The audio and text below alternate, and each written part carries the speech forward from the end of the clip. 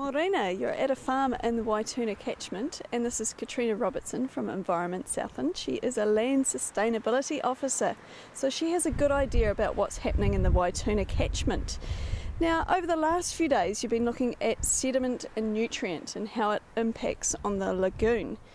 Katrina, where does that sediment and nutrient come from? So a lot of it comes from farmland, land that's been developed in the catchment, but it also comes from natural bush areas as well, so it's not just from one part of the catchment. Okay, so you've seen all the measuring and monitoring that's been happening about that. How do you actually get an idea of whether it's natural or caused by people? So with our monitoring sites, we've got one site that's in a natural area and land that hasn't been developed, so it's on some dock land, and so then we can get an idea of what's coming off the undeveloped land versus the developed land. Okay, so a bit of a comparison there. Is it just the water that we can see on top of the land, or is there water coming from somewhere else?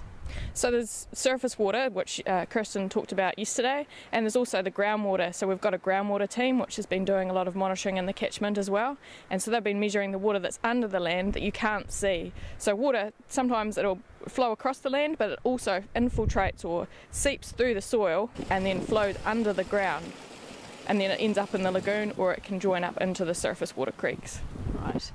So you might be wondering why sediments and nutrients do increase. What are some of the causes? So land development can be one cause of that, and so back in the 1960s the government encouraged the development of the land around the lagoon, and basically since then there's been more land developed and nutrients have made their way into the lake or the lagoon, and also there's been sediment coming as well. So as the ditches are cleaned out and wetlands are developed, there's more sediment coming off the land. But there's also natural erosion as well occurring. So next we're going to take a look at what's being done in the area to try and reduce that sediment and nutrients.